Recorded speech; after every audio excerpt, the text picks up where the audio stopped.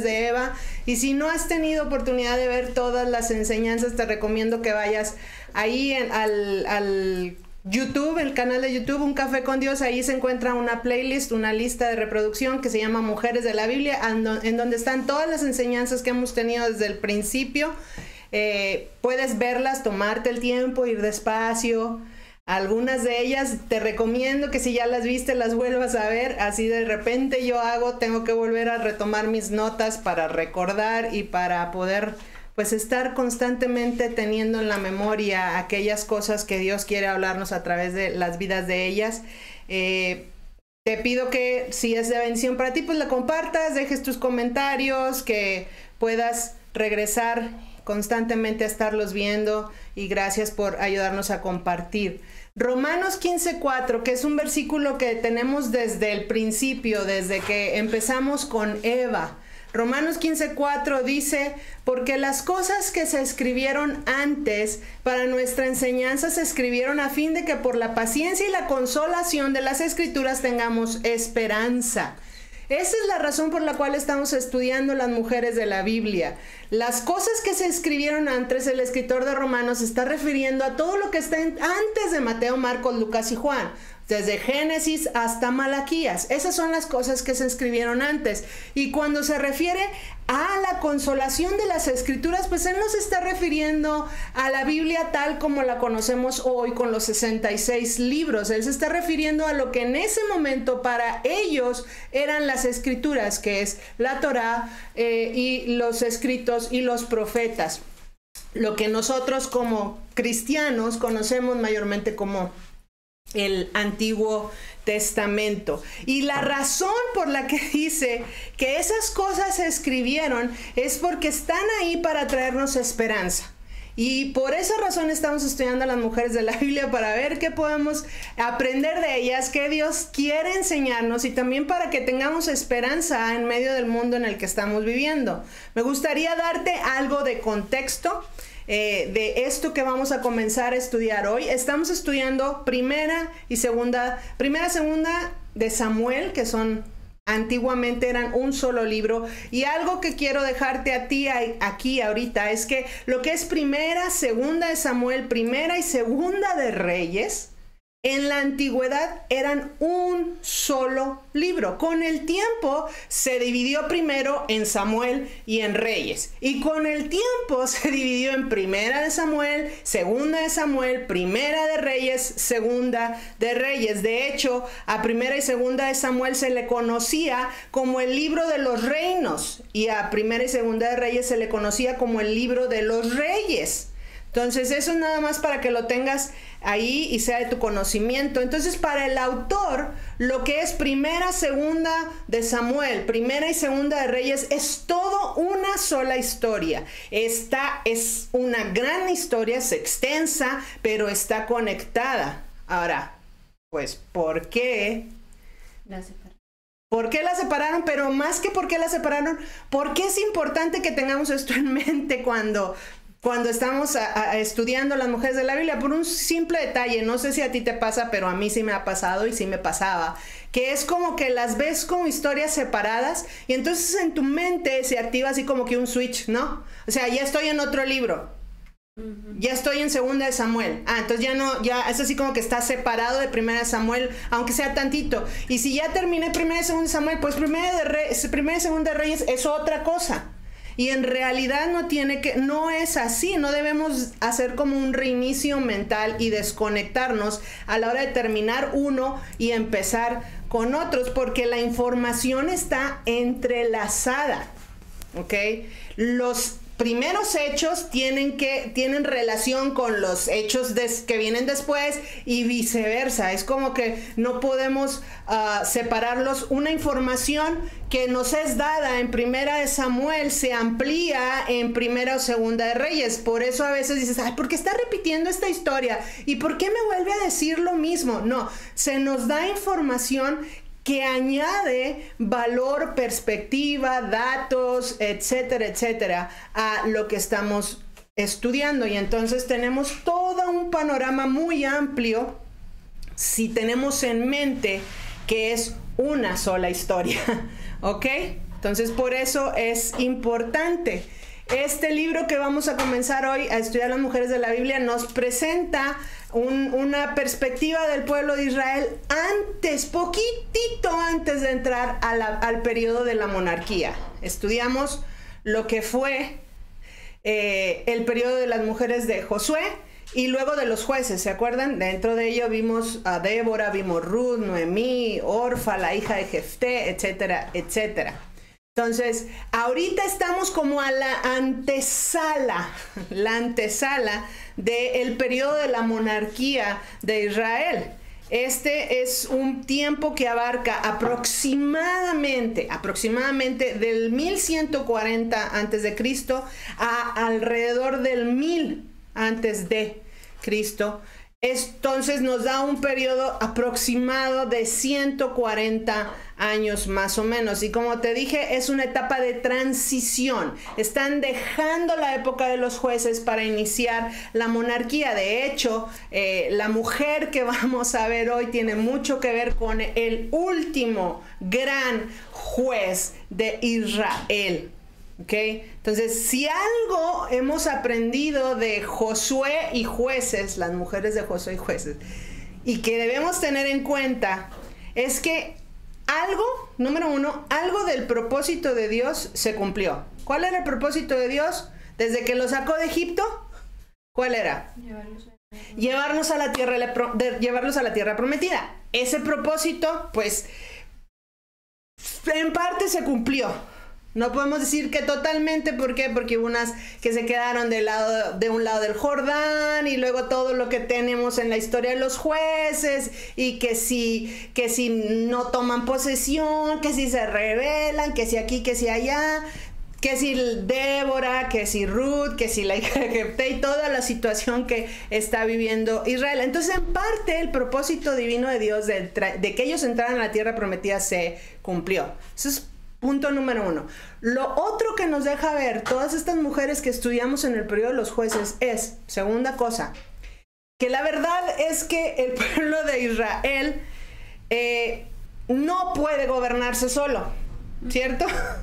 Nos deja ver bien claro que la condición de Israel es pésima, ha sido pésima, ha tenido como que sus despuntes. Hay historias maravillosas como la historia que vimos de Ruth y de Noemí en medio de la situación tan desastrosa de los jueces, pero nos deja algo bien claro. El pueblo de Israel no puede gobernarse solo, por lo tanto, si estamos a punto de entrar a la monarquía, ¿qué quiere decir? Que el pueblo de Israel necesita un rey. ¿De qué nos habla esto y por qué estoy poniendo todo este panorama? Sencillamente porque nos deja ver una vez más la condición pecaminosa, humana, carnal de la humanidad. No nada más del hombre, de la mujer, de los ancianos, de los jóvenes y de todos. ¿Ok? Nos deja ver que necesitamos una autoridad que esté sobre de nosotros. Porque si no hay una autoridad sobre de nosotros, ¿adivina qué? Nos vamos a desviar y no vamos a buscar cumplir los mandamientos del Señor. Es así, y yo sé que a muchas personas no les gusta pensar en esto, así como que no, yo no necesito a nadie que me diga qué es lo que tengo que hacer, porque yo sé lo que tengo que hacer. Ajá, ¿de veras? Lo que nos deja ver toda la historia de Israel es que pues las intenciones son muy buenas, el deseo puede ser muy bueno, Dios puede haber abierto el mar rojo para ti, Dios puede haberte dado maná del cielo, sacado agua de la peña, haberte puesto una nube de día para que no te murieras de calor, y haberte puesto un torbellino de fuego para que no te murieras de frío en la noche, pero aún así la naturaleza humana que tenemos nos dice que si no tenemos a una persona que nos esté recordando y diciendo y estando, checando ahí, la tendencia es no buscar a Dios y someternos a Dios. Entonces, lamentablemente este periodo de Josué y jueces nos ha mostrado que solos con los jueces no pueden gobernarse solitos. Entonces, por eso estamos a punto de entrar a la etapa de la monarquía. Ahora, yo no tengo ningún interés, la verdad no tengo ningún interés de que un rey terrenal venga y se pose o se ponga sobre de nosotros. Para eso tenemos nuestros gobiernos y no voy a entrar en temas de política. Pero la verdad es que todos los gobiernos mundiales son faltos. ¿Ok? No tienen todo lo que Dios tenía en mente o lo que Dios tiene en mente. Entonces, eso nos deja ver y nos debe de quedar muy claro que lo que necesitamos no nada más o no es un rey terrenal, es el Rey de Reyes y Señor de Señores. ¿Que quién es? Yeshua, nuestro Mesías, ¿cierto? Entonces, pues la era de los jueces nos demuestra que necesitamos ese gobierno fuerte, pero que en realidad pues Dios no está así como que buscando que la democracia que tenemos hoy en día pues sea la solución. La verdad es que el gobierno de Dios es un gobierno monárquico, pero no terrenal. De hecho, es conocido como teocrático. Dios reina, Dios es el rey, Dios es el monarca, nosotros los hijos o los súbditos. Ese es el gobierno de Dios, siempre ha sido, siempre será. Por eso Él viene en su regreso como rey a gobernar esta tierra. Entonces queda bien claro que lo que necesitamos es que Yeshua, nuestro Rey Supremo, sea quien gobierne, y entonces sí veremos la ley de Dios cumplirse. Entonces sí tendremos días de los cielos sobre la tierra. Entonces veremos la aplicación de los mandamientos de Dios en todo su esplendor. Tendremos paz, tendremos salud, tendremos todo lo que nosotros necesitamos. Entonces, en este momento de la historia en la que estamos entrando, Israel, pues la verdad es que no es una nación unificada todavía, o sea, como lo conocemos ahorita, el pueblo de Israel, el país de Israel, no es así. Estamos viendo que aunque están todas las tribus, no están unificadas, y entonces ahorita pues nada más es un bonche de tribus ahí, juntas. Okay, somos vecinos, pero la verdad es que sí, no estamos viendo esa unidad, porque pues si algo le pasa a la tribu de Benjamín, pues son los benjamitas, y si algo le pasa a los tribus de Dan con Sansón, pues es Sansón y los danitas, y si algo le pasa a los de Judá o a los de Efraín, pues son los efraimitas o son los judíos o sí, sabes, ¿por qué me voy a meter en problemas por alguien que está por allá re lejos? Entonces todavía no existe ese sentido de unidad, y es una inestabilidad que es notoria a todas las ciudades o a todos los pueblos que están alrededor de ellos, a las naciones vecinas. Y por esa razón la verdad es que les resulta pues muy fácil de atacar a Israel. Les resulta muy fácil ver oportunidades por donde entrar a la tierra que Dios les había prometido. Y pues ahora sí que volver a reconquistarla, porque pues las otras tribus, ¿por qué se arriesgarían? Esa es la condición, ese es el contexto en el que estamos a punto de empezar esta historia. Vamos rápidamente a 1 Samuel 1. Vamos a ver la vida de una mujer extraordinaria, la vida de Ana. Dice el versículo 1 de 1 Samuel 1. Había un hombre en Ramataim Sofim, de la región montañosa de Efraín, el cual se llamaba Elcana. Era hijo de Jeroham, hijo de Eliú, hijo de Tohu, hijo de Suf, el Efrateo. Lo que comienza este libro dándonos es la genealogía, y nos da varios datos que tienen que ver con la familia de esta mujer que vamos a estudiar hoy. Nos dice que la familia en cuestión es de un lugar, o el hombre en cuestión que está casado con la mujer en cuestión, dice que es de un lugar llamado Ramataim Sofim, que está ubicado en las colinas de Efraín. Ramataim es un topónimo, ahí pusimos un mapa común que significa doble altura o dos colinas, no cuatro, dos colinas. Por lo tanto, se identifica como Sofim también el nombre de un clan y nos dice que esencialmente lo que está queriendo decir este primer versículo es que el lugar de las dos es un lugar en las dos colinas en el territorio de Sof. Y pues más adelante, conforme vamos viendo en 1 Samuel, este nombre de Ramataim Sofim es una versión, hay un nombre que sí nos es mucho más común y a lo mejor hemos oído más en la Biblia, que se llama Ramá. ¿Ok? Entonces cuando tú y yo leemos Ramá, nos estamos refiriendo a este Ramataim Sofim, es como una contracción de Ramataim Sofim, ¿ok? Entonces nada más para que sepas en dónde estamos ubicados, ahí tienes el mapa, está con un puntito rojo en donde se encuentra Ramataim Sofim y nos dice que el Cana, pues era un hombre justo o importante también, era de la tribu, ahorita vamos a ver de qué tribu era, no era un efraimita o un efrateo, en el sentido de que perteneciera a la tribu de Efraín, él era de la tribu de Leví y vivía en una de las ciudades levitas en el territorio de Efraín. Ahora, el Cana significa Dios ha obtenido o Dios creó, es la contracción de él y Cana, él se referencia al Todopoderoso y Caná significa crear. Entonces tenemos que el nombre del Cana significa Dios creó. Se nos da la genealogía. Ahora, ¿cómo me dices? Ay, Estela, ¿cómo es que era de la tribu de Leví? Pues sí, se nos da una genealogía para definir a la familia, pero también se nos dice que era efrateo. Entonces, ¿cómo vamos a sacar o cómo extraemos que en realidad, de dónde sacamos que en realidad era un levita?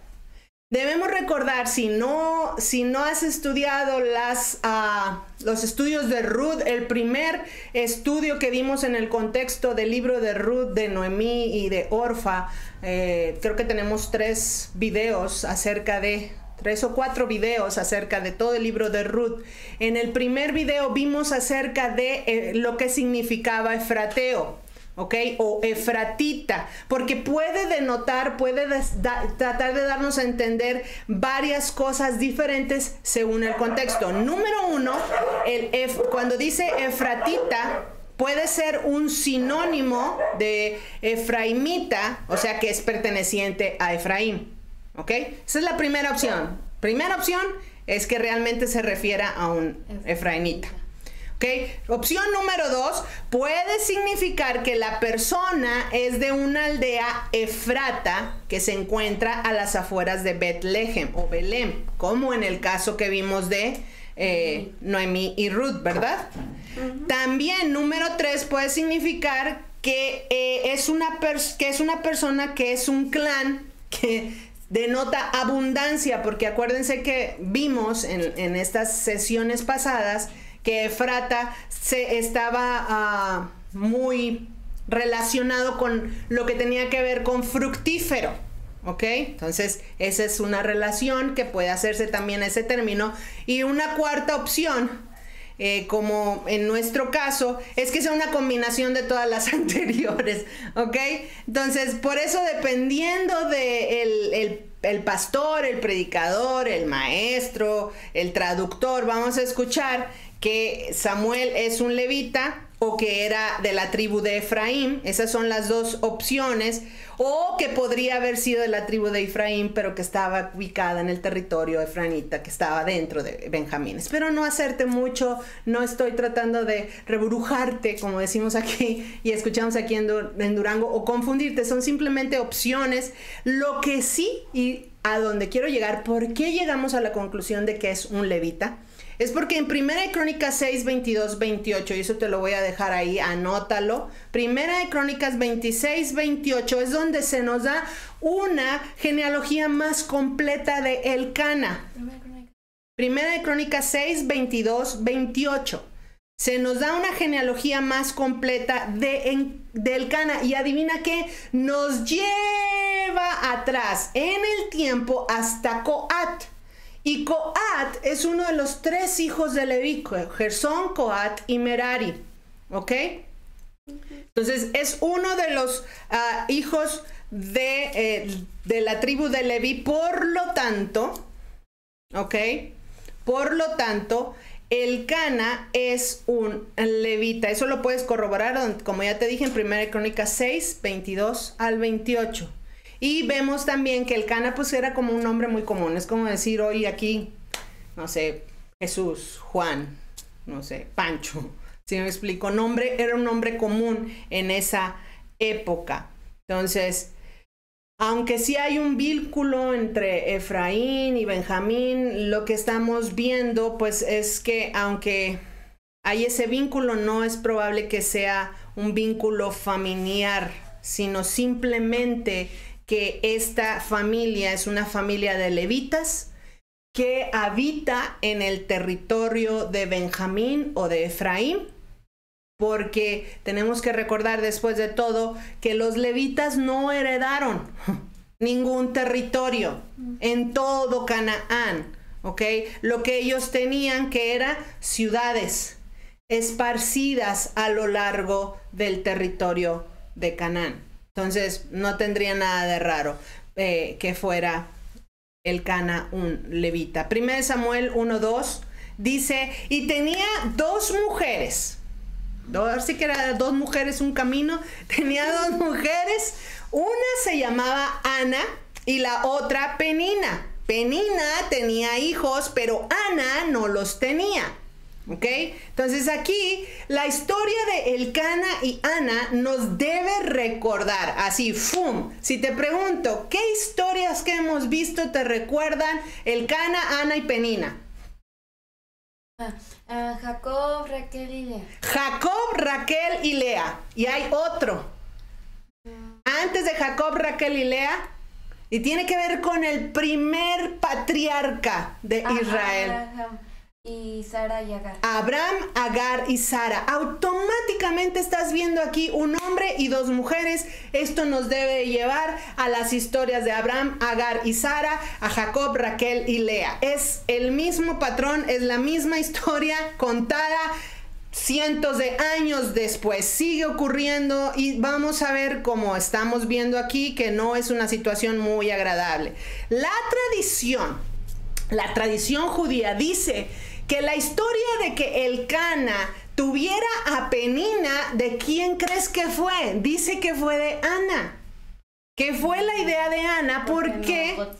Porque no podía tener hijos, porque después de 10 años, se supone, de estar casada con Elcana, pues a Ana se le ocurre la grandiosa idea de darle y decirle que pues tome una segunda esposa, porque ya han pasado 10 años y no hay matrimonio, no hay un hijo para el matrimonio. No eso se encuentra en la tradición hebrea y lo puedes corroborar. Entonces debemos, ya nada más teniendo en cuenta eso de que ella, si de ella fue la idea, hay una persona en la Biblia que sí literalmente nos dice que fue idea de ella el que su esposo tuviera otra mujer, sí, y fue Sara. Ya vimos y estudiamos que no fue la mejor idea.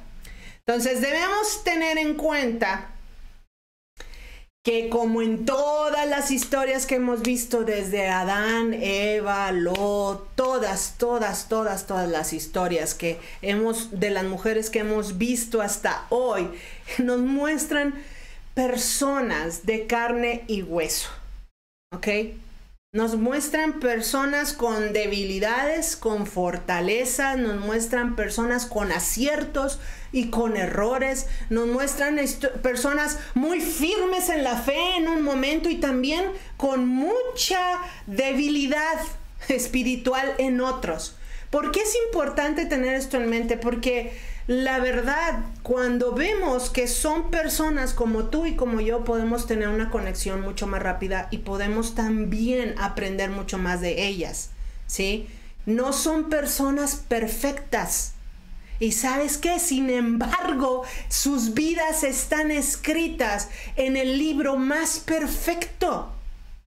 El libro que Dios permitió que fuera inspirado para que fuera la palabra de Él para nosotros, para enseñarnos. Y eso nos debe dar ánimo, porque estamos viendo que son personas débiles como tú y como yo, ¿sí? Que también como tú y como yo tienen acceso a Dios, a sus preceptos, a sus mandamientos y estatutos para su vida, tal cual nosotros lo tenemos ahorita.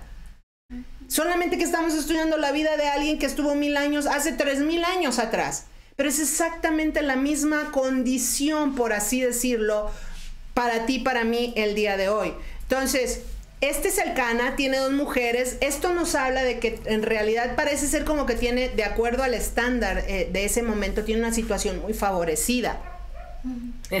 ¿Por qué? Porque tener 2 mujeres en ese entonces, y yo creo que ahora también podrías hablar de un estatus o de alguien que económicamente puede mantener a 2 mujeres. Y si estamos hablando del pueblo de Dios, tenemos las leyes dadas en Levíticos que habla de que no puedes hacer distinción en una y en otra. Tienes que cumplir a una y a la otra, y tienes que atender a la una y a la otra y proveer a la una y a la otra. Entonces estamos hablando de que en términos generales se percibe al Cana como un hombre pues pudiente, por así decirlo. Entonces tenemos que tener en cuenta que para esta cultura, quizás no para nosotros, y eso es triste, pero para esta cultura, tener un heredero era algo muy, muy importante, un heredero varón, ¿ok? Por lo tanto, si una mujer que está casada no le da un primogénito, el esposo podía tener una segunda esposa para proveerse de un primogénito heredero. Entonces, adivina quién fue la que le dio el primogénito heredero a Elcana. No fue Ana, fue Penina. ¿Ok? Hannah, en realidad en hebreo no es Ana, es Hannah, de hecho, es la palabra 2584, quiere decir favorecida. Y pues tú dirás, pues favorecida, qué padre, qué bonito significado. Hannah es favorecida. Pero viene de otra palabra que es la 2603, y esto tiene todo que ver con la vida de Ana. Significa doblar o inclinarse en bondad hacia un inferior. Significa favorecer, conceder, pero también significa implorar, mover a favor mediante petición, amigablemente, apiadar, apiadarse, compadecer, compadecerse, compasión, dar favor, gemir. También significa hacer merced, misericordia, mostrar, orar, pedir piedad, rogar y suplicar. Entonces, Ana va a ser favorecida, pero también la raíz de donde viene su nombre nos deja ver la condición o los atributos de ella. Ya sabes que en la cultura hebrea los nombres son muy importantes porque están ligados al carácter de la persona, ¿sí sabes? Entonces aquí nos está diciendo que Ana en su esencia tiene el mover a favor mediante la petición.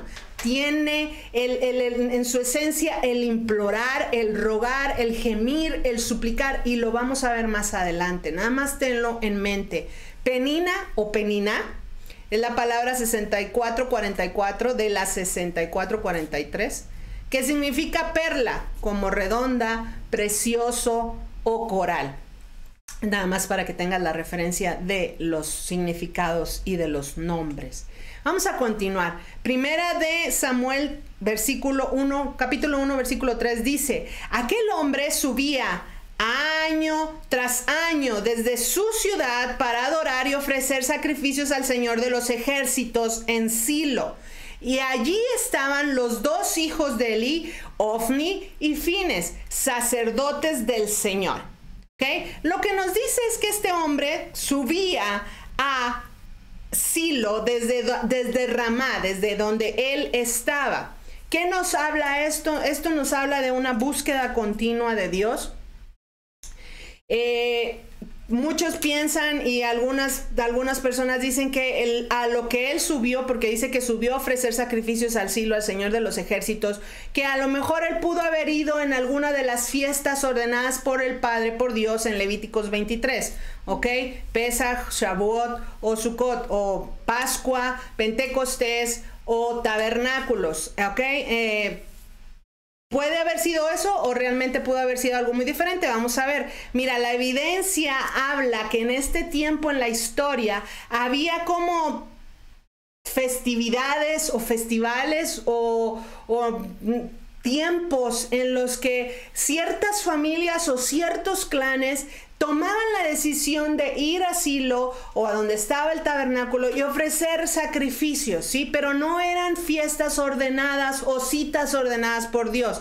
Era más bien una tradición familiar, ¿ok? Como por ejemplo, muchas veces en algunas religiones se hace que, no, pues cierta fecha todo mundo va y toda la familia va a cierto lugar y se presenta. Bueno, más o menos es lo que está sucediendo aquí en esta historia, y lo vamos a ver un poquito más adelante para dejarlo más firme en cuanto a esto. Nada más te estoy dejando que no todas las festividades, como en este caso, tenían la referencia o connotación de una fiesta bíblica instituida por Dios, como las que nos han sido dadas en Levíticos 23. Entonces, Silo es la ubicación donde se encuentra el tabernáculo o el templo. Aquí dice templo, pero en realidad el templo todavía no había sido construido. El templo va a ser construido mucho tiempo después,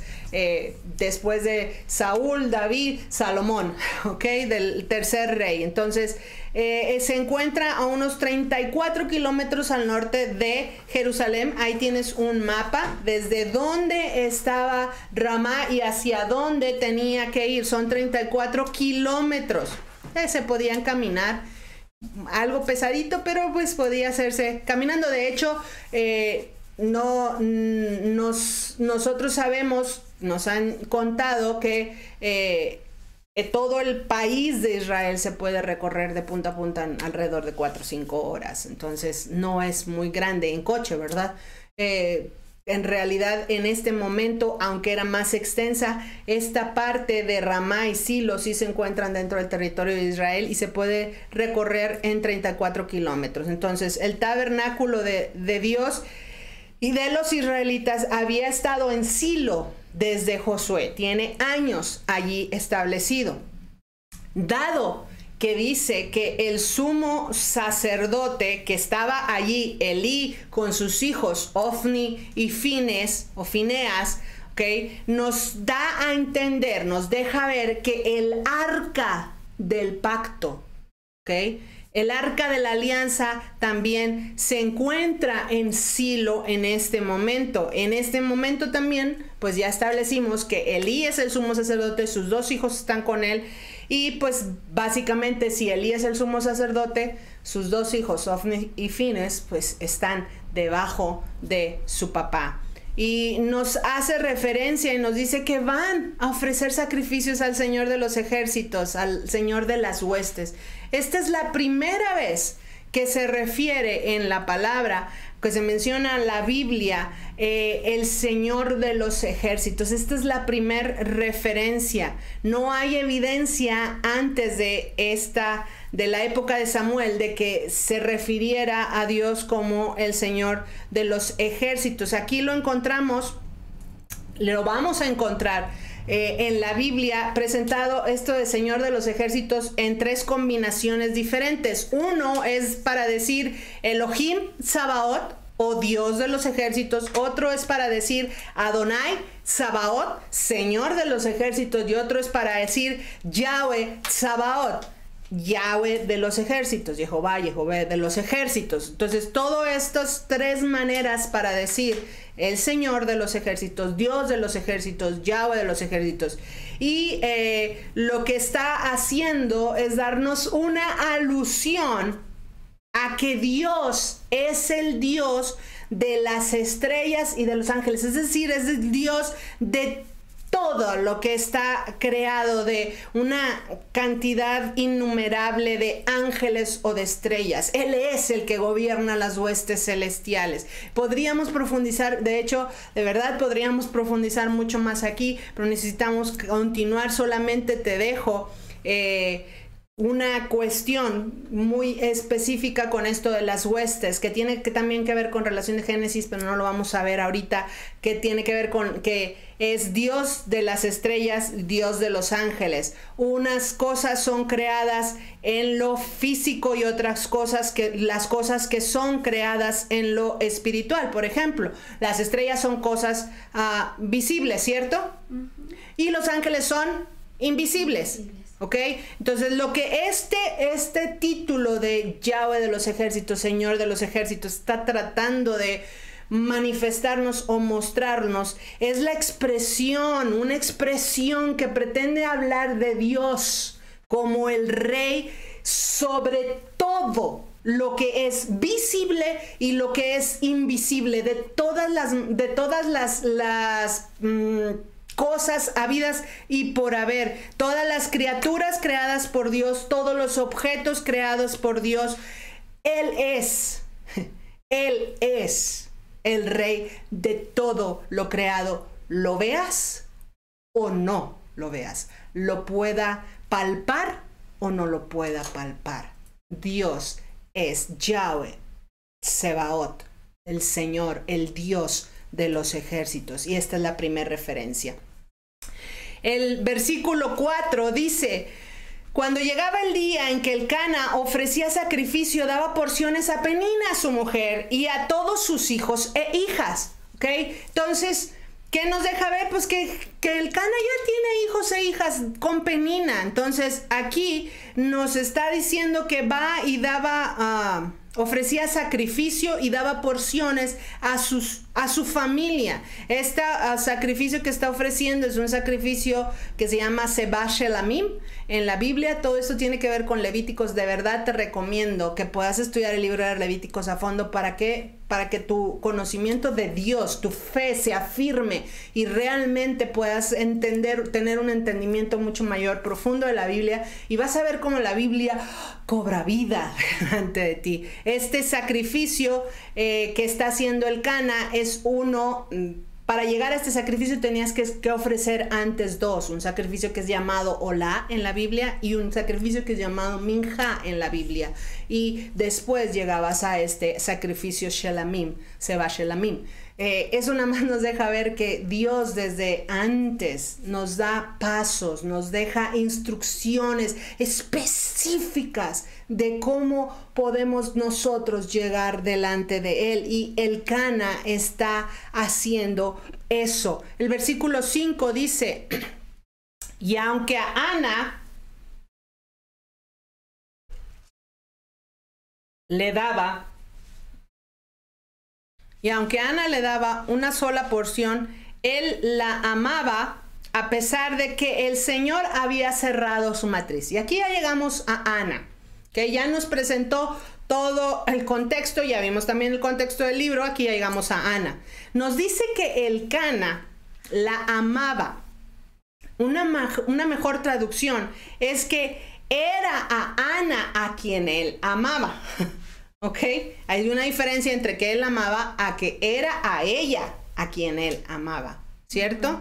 Y pues que le estaba dando una porción, pues prácticamente extra, porque la amaba, pero no porque tenía compasión de ella o sentía lástima o la compadecía porque no podía tener hijos. Era por amor. Y esta situación de favoritismo de Elcana hacia Ana es lo que crea y trae toda una disputa entre Penina y Ana, y nos recuerda otra vez la historia de Sara versus Agar y la historia de Raquel versus Lea, ¿cierto?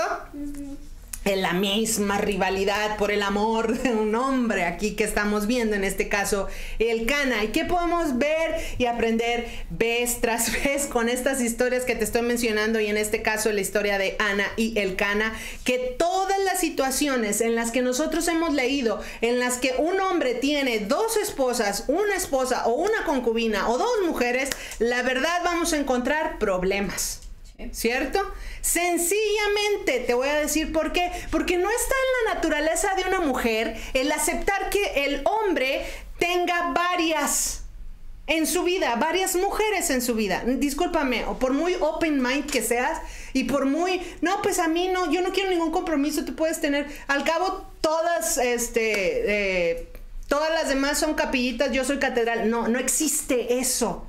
En la naturaleza de nosotras como mujer, nosotras queremos, deseamos y anhelamos la exclusividad, ¿cierto? Yo no quiero compartir a mi marido con nadie. Yo no sé si alguien quiere compartir el suyo. Yo no lo quiero.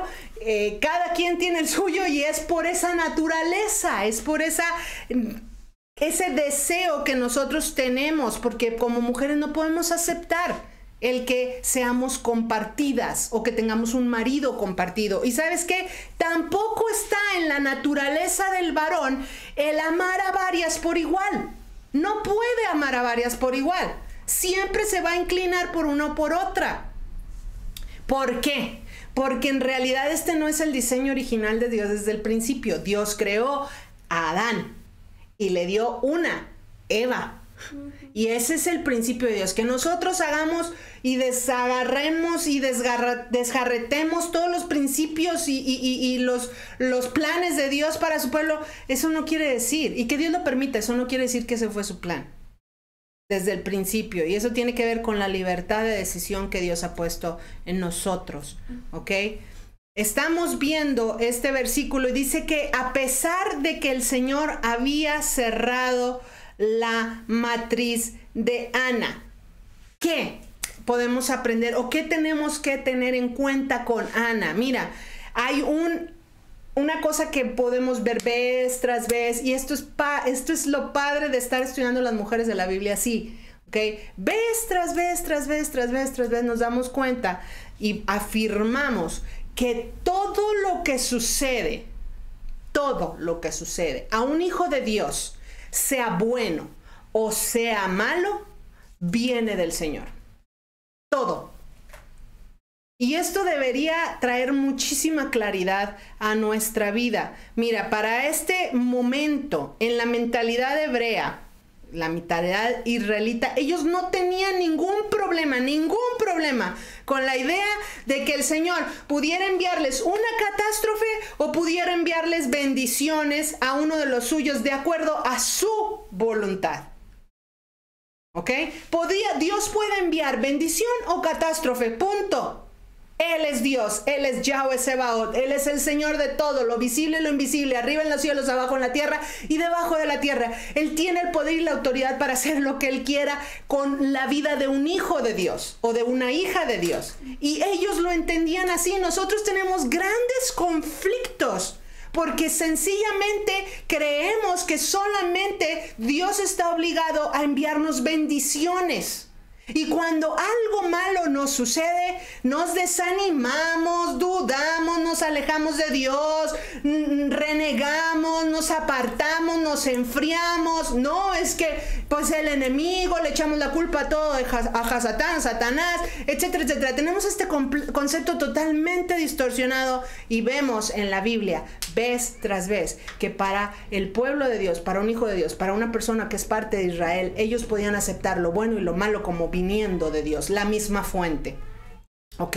Para ellos es un hecho que Dios está detrás de todo. Dios está detrás de todo, lo bueno y lo malo. ¿Y sabes qué? No se espantaban o no era así como que se detenían de reconocer. Es que, híjole, ¿qué va a decir la gente si me está yendo mal? No, hombre, pues, y no, ¿qué van a pensar de mí? ¿Qué van a decir? No, ellos podían reconocer, si su situación era de calamidad, que Dios les había enviado esa calamidad.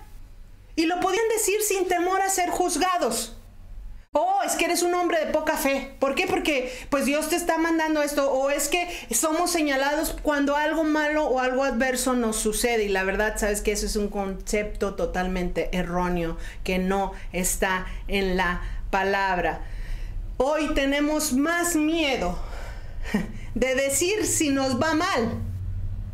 Porque podemos ser juzgados o podemos ser señalados por el hombre, que tener miedo de, o precaución o temor de Dios de reconocer que algo nos está sucediendo porque el Señor de las huestes está permitiendo una situación adversa en nuestra vida. Ellos tenían el entendimiento de que nada sucedía sin la aprobación de Dios y que al menos en el caso de Ana, Dios había aprobado la esterilidad que ella estaba pasando, y eso es muy contrario a lo que estamos acostumbrados a escuchar. La fertilidad era importante para Ana, para Elcana, para Israel, para las ciudades que estaban alrededor, para los pueblos que estaban alrededor de ellos. ¿Cuál es la diferencia entre la fertilidad que una pareja pagana pudiera buscar en sus dioses? Vamos a decir que una pareja que no conoce a Dios no puede tener hijos. ¿A quiénes recurren? A sus dioses. Van con Baal o con Astarot y oran, rezan, piden. Si ellos no les conceden, van a otro grupo de dioses. Y si ellos no les conceden, proceden con los sacrificios. Están buscando tener fertilidad, quizás por deseos egoístas propios de pues, necesito tener muchos hijos para que me ayuden, cual sea la motivación. La motivación dentro del pueblo de Israel es muy distinta, porque ellos en este concepto de fertilidad, para ellos el tener hijos era una cuestión de obediencia a Yahweh. Y es muy distinto a lo que en su entorno se veía. Para el pueblo de Dios, para los israelitas, para un hijo de Dios, el tener hijos es una cuestión de obediencia a Yahweh. Y en este momento de la historia tiene todo que ver. ¿Por qué? Por eso, para una mujer, el traer una nueva vida a este mundo era un deber espiritual que Dios les había ordenado. Desde Génesis, puedes ir a Génesis 1:26, fructificaos, llenad la tierra y sojuzgadla. Ese es el mandamiento de Dios. Entonces el hecho de que Ana, como esposa de Elcana o cualquier esposa o concubina hebrea fuera estéril, era considerado como que estaba desobedeciendo a Dios. El mandamiento que Dios les había dado.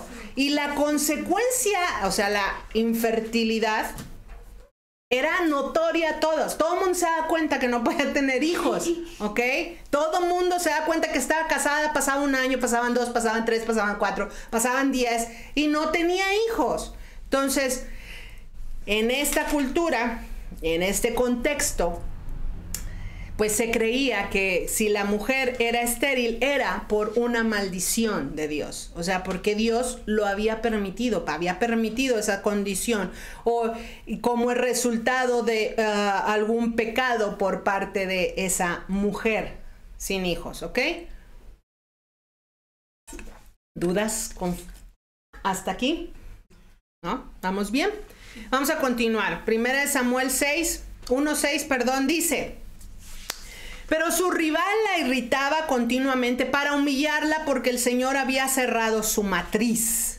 Esta rival de la que está hablando pues no es otra que Penina. Estamos hablando de la guerra de mujeres, Ana contra Penina, La palabra rival es la palabra 68, 69 es la palabra tzara, aprieto o problema. Esta palabra hebrea tzara tiene una comprensión mucho más reciente en el idioma ugarit, que es un primo semítico temprano del hebreo, o sea, es otra, aquí al lado, ¿no? El hebreo y el ugarit.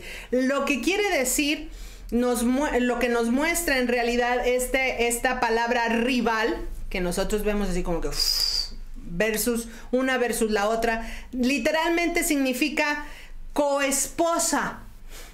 ¿ok? Literalmente, o esposa rival, pero lo que está tratando de darnos a entender es que tanto Ana como Penina eran esposas legales de Elcana, ¿ok? Ese es el sentido de lo que está significando esta palabra rival. Puede significar segunda esposa, sí, pero en este sentido, lo que nos está diciendo en la historia, tomando en cuenta la explicación del ugarit, del idioma de este primo semítico del hebreo, nos está diciendo que tanto Ana como Penina tenían igualdad de derechos, eran ambas esposas legales de Elcana, no era que una era la mujer y la otra era la concubina, no era que no estaba casado con ellos, las dos eran esposas legales. Entonces, aunque nos dice que eran esposas rivales o que nos dice que eran rival, lo que nos está diciendo, o lo que sería una mejor traducción al inicio de este versículo, es decir, pero su rival le irritaba, es decir, pero su otra esposa, ¿ok? Su otra esposa la irritaba. Eso es lo que quiere decir. Y la palabra irritaba es la palabra 3708, la palabra kas. Significa la aflicción, dolor, enojar, enojo, furor, ira, iracundo, irritar, molestia, pesadumbre. O sea, la verdad es que la afligía, la hacía enojar, le traía sufrimiento y tristeza a Ana. La otra esposa se portaba mal con Ana, ¿ok? Y le traía sufrimiento. El versículo 6, en la versión Reina Valera del 60, dice, y su rival la irritaba, enojándola y entristeciéndola, porque Yahweh no le había concedido tener hijos. La enojaba. Esa palabra enojándola es la palabra 3707 y es la palabra kas, de ahí viene también la palabra que vimos irritaba. La 3708 viene de la 3707. Sí, es palabra kas también, además que lleva el acento en la segunda A, y significa atormentarse, significa rabiar, significa estar indignado, afán, airar, despertar, dolor, encender, enfurecer, enojar, entristecer, ira, irritar. Eso es lo que estaba haciendo la otra esposa de Elcana con Ana. La estaba atormentando, la estaba llenando, hacía que Ana se llenara de indignación, que Ana se enojara, se afanara, tuviera tristeza, enojo. Y fíjate, aunque significa entristecer, realmente la palabra entristecer es la 7481, es la palabra ram. Y significa dar volteretas, agitarse violentamente, como específicamente el estruendo del trueno. Figuradamente, irritar, en cólera, entristecer, demudar, tronar. Ok, tiene todo un contexto la situación de Ana. No era una situación difícil, no era una situación fácil, ¿ok? Y aquí lo que estamos viendo una vez más dice, porque Yahweh no le había concedido tener hijos. Textualmente son las mismas palabras que leímos con anterioridad, ¿ok? ¿Qué nos deja ver una vez más aquí? Que para Ana, como para la mayoría de las mujeres hebreas en ese tiempo, ella entendía que la naturaleza de su problema era porque Yahweh había afectado activa y deliberadamente su cuerpo. Yahweh no le había permitido tener hijos. De alguna manera Dios había tocado su cuerpo y lo había afectado y había puesto esa falta de fertilidad en ella.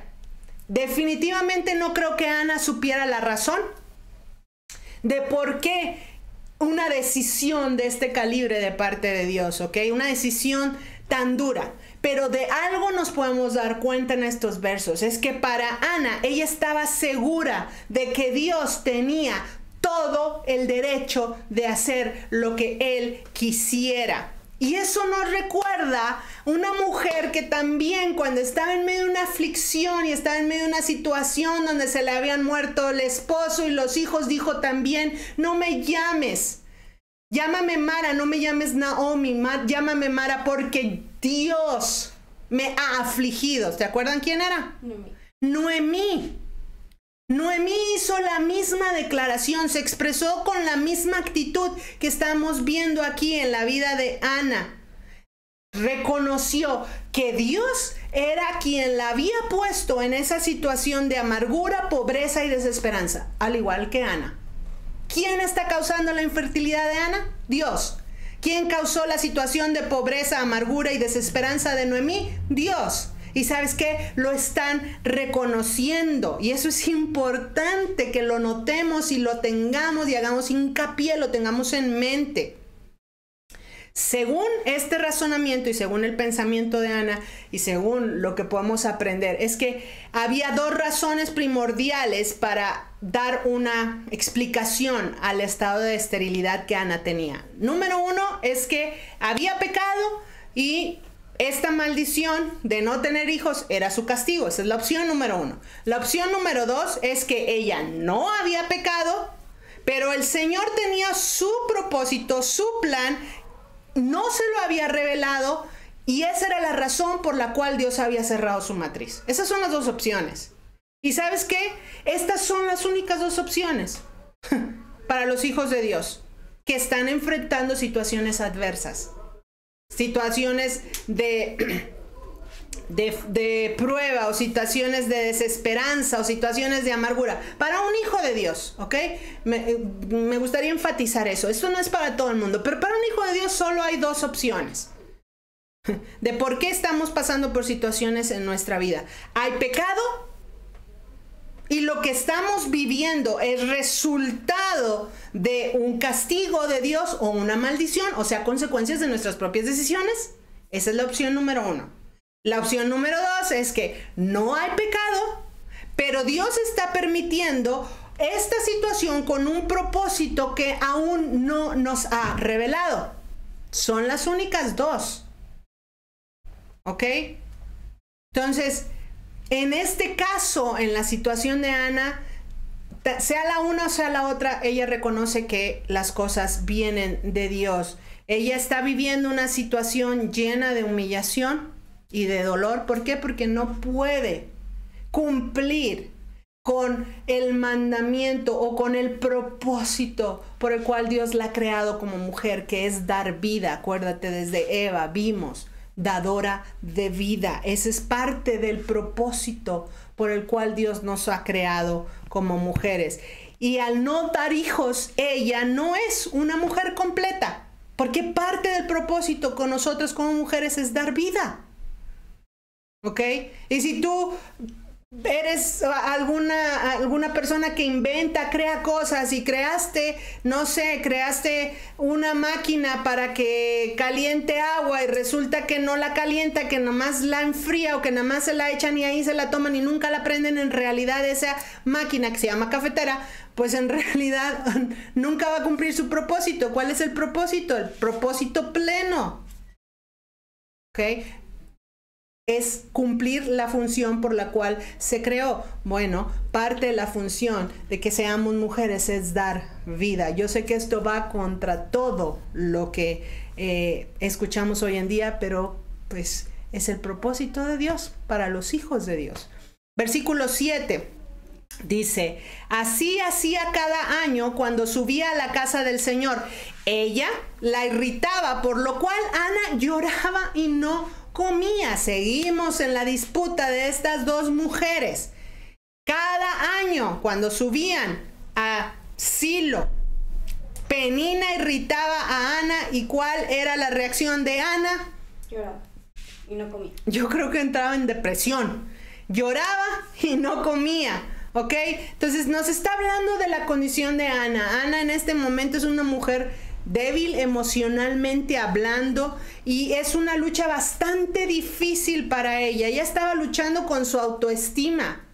¿Por qué? Porque no podía dar hijos porque no podía tenerlos. Y pues aparentemente por la reacción de Penina hacia Ana, pues pareciera ser como que era norma que las mujeres que sí podían tener hijos pues se burlaran de las que no, o hacer comentarios despectivos hacia las mujeres que no podían tener hijos porque de alguna manera pues las veían como poca cosa o una persona de menor valor.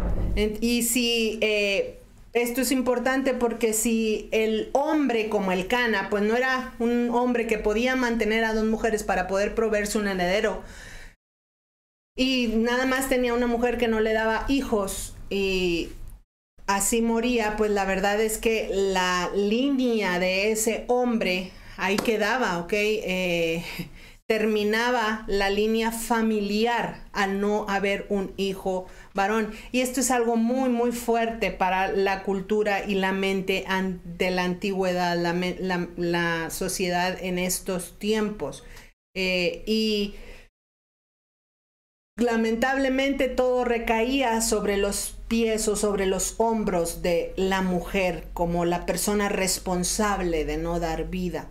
Y la verdad es que podemos ver que era una situación muy difícil, muy terrible para el ánimo de Ana en este momento. ¿Qué podemos aprender de este verso que dejamos? Aunque estamos hablando de la situación de Ana, podemos ver que año tras año ellos subían a Silo. El Cana subía con su familia a Silo.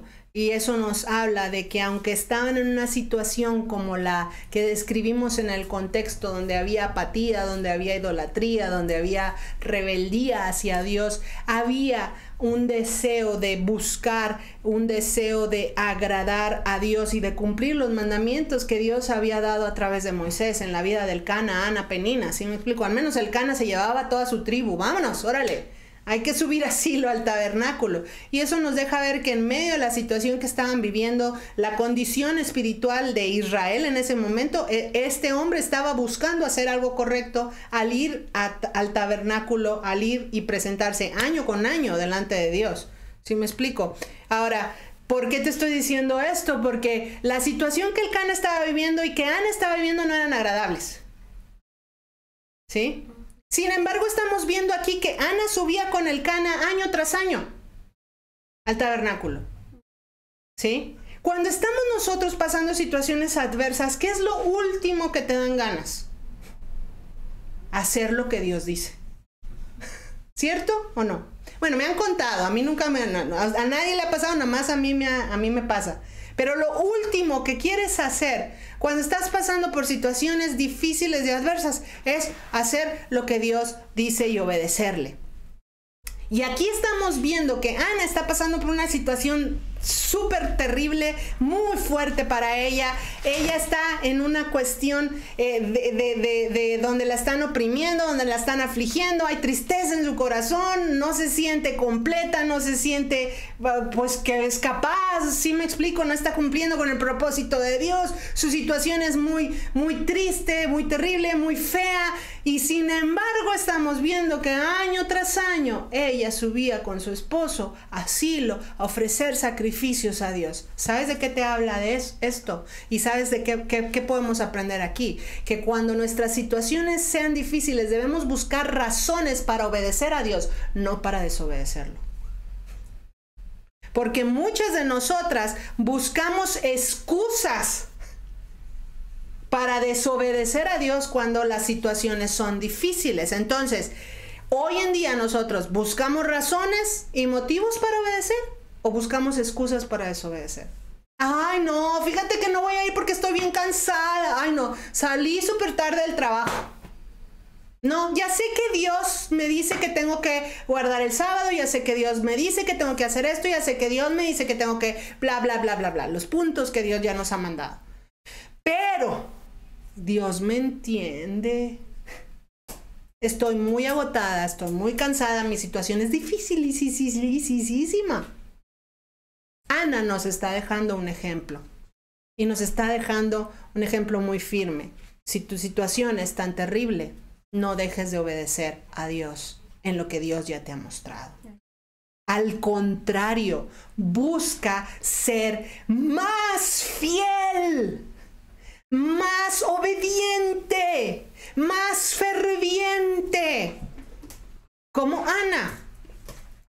El versículo 8 dice, y Elcana, su marido, le dijo, Hannah, ¿por qué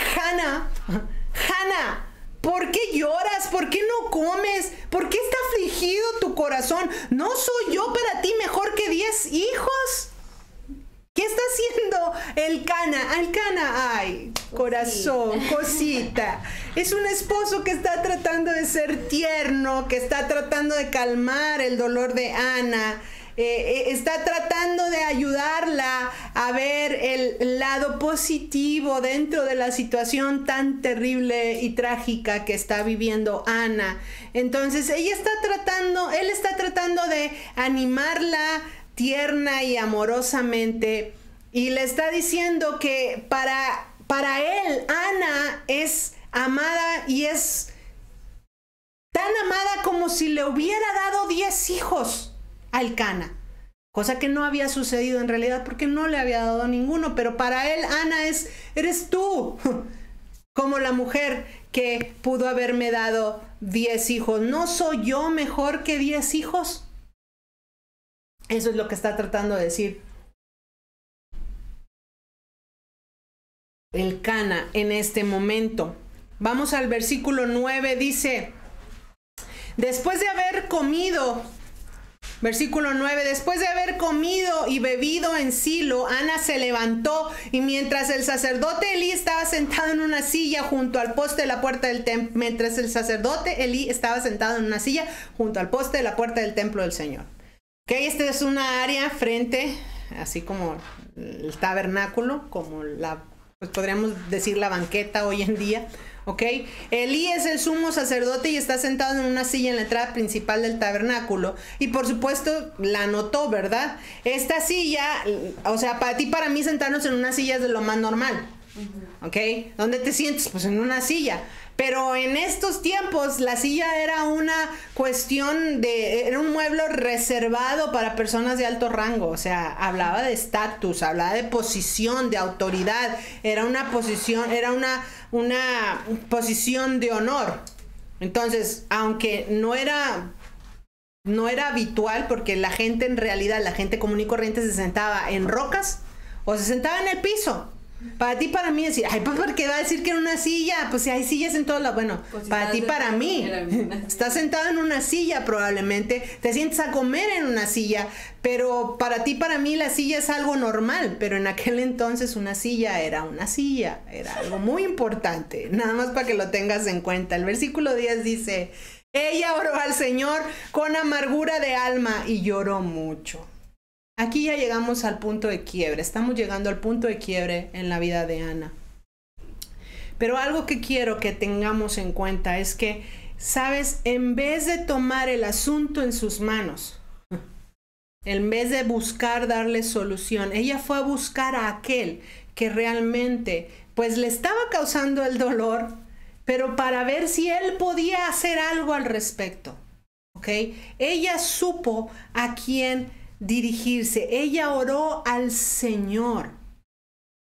¿Ok? Entonces, no busquemos tomar las decisiones o las situaciones difíciles de nuestra vida, porque cada uno de nosotros tiene, pues las situaciones que son difíciles para mí no son las mismas situaciones difíciles para ti, hija, no son las mismas situaciones difíciles. Cada una está enfrentando situaciones difíciles de acuerdo a nosotras mismas, ¿ok?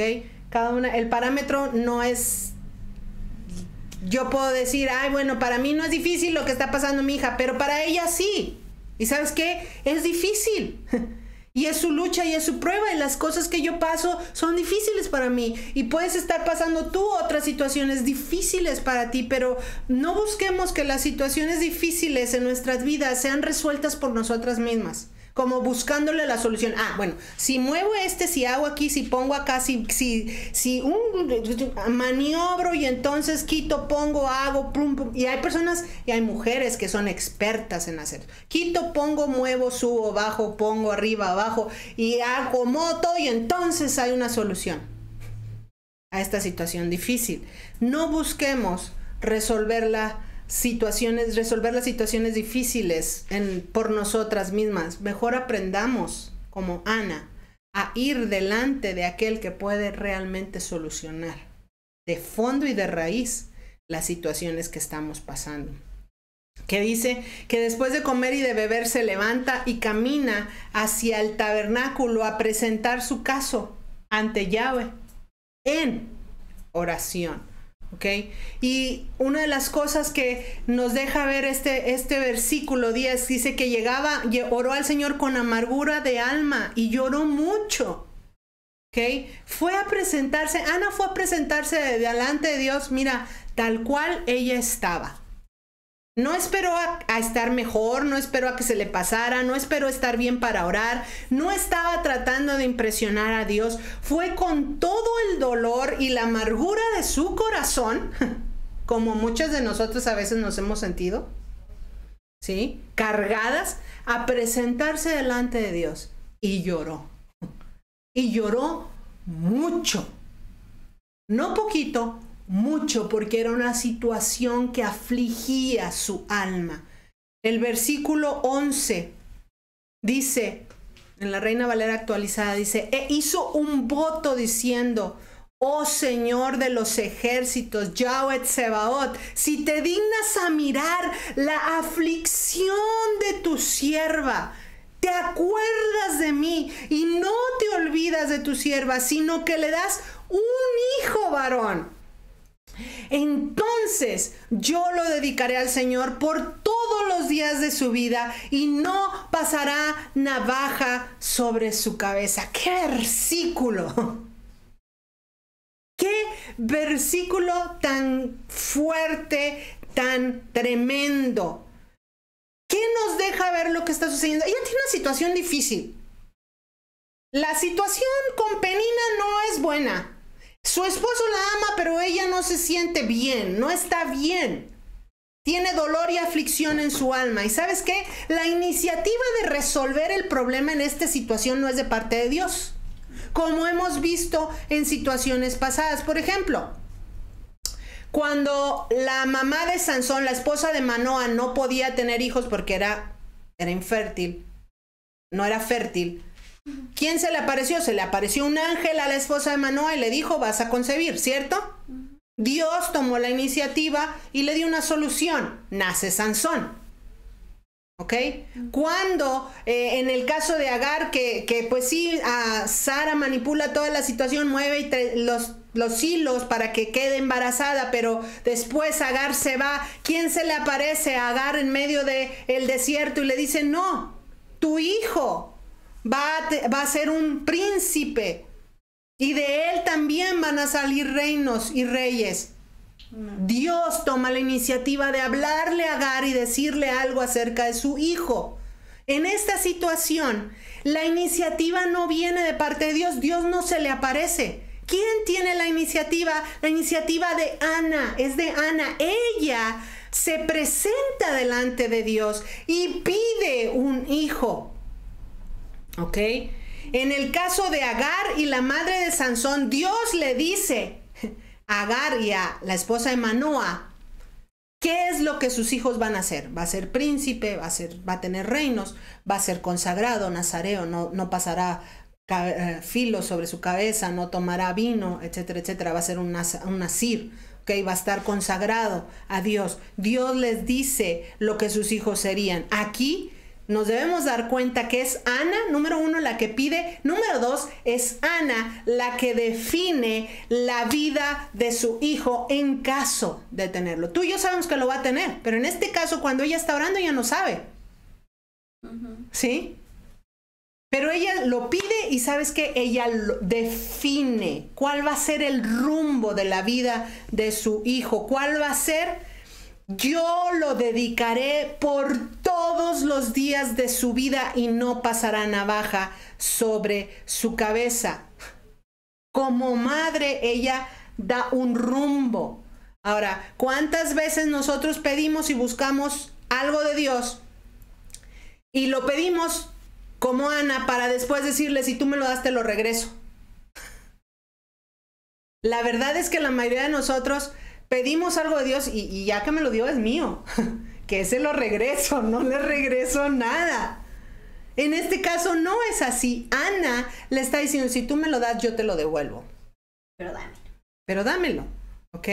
¿Cuántas de nosotras tenemos el entendimiento de que todo lo que tenemos y todo lo que Dios nos da no es nuestro, sino de Él? Ese es el entendimiento que tenía Ana. Nosotras oramos y pedimos, ¿sabes? Muchas veces, ¿para qué? Para quedarnos con todo. Ana ya tenía años sin tener hijos y ella está pidiendo algo para regresárselo a Dios. Esto es algo que tenemos que aprender de ella. Otra de las cosas que tenemos que aprender de ella es que en medio de su situación difícil, ¿sabes qué? ¿Dónde busca refugio? Ella busca refugio en su aflicción, en Dios. Y esto es muy importante por muchas razones, pero también porque la condición de muchas de nosotras que estamos pasando situaciones difíciles, adversas, contrarias, tristes, aflicciones, etcétera, etcétera. Debemos aprender del ejemplo de Ana y debemos aprender a buscar nuestro refugio en Dios en medio de la situación en la que estemos. La que sea, de la magnitud que sea, del tamaño que sea, no importa el tamaño. Si para ti es una situación difícil, aprende a buscar refugio en Dios, porque ¿qué, cuál o quién es nuestro refugio en medio de situaciones difíciles? ¿Qué, quién o cuál es a quien corro? ¿A mi esposo, a mi amigo, a mi amiga, a mi vecina, a mi madre? ¿A quién? ¿Al psicólogo, al psiquiatra? ¿A quién recurro? ¿Ok?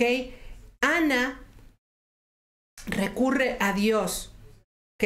Ella no viene a Yahweh pidiéndole que anule un problema biológico accidental con su cuerpo. Ella sabe que Dios lo provocó. Ella no viene a Dios pidiéndole que venza al diablo, porque en un acto de maldad la está agobiando. Ella viene a pedirle que haga algo porque sabe que Dios es quien ha decretado que su condición como mujer sea esa. Y se acerca para pedirle que ceda y la libere de esa condición que él mismo le ha impuesto intencionalmente por alguna razón que ella desconoce. Entonces, ¿qué es lo que está haciendo?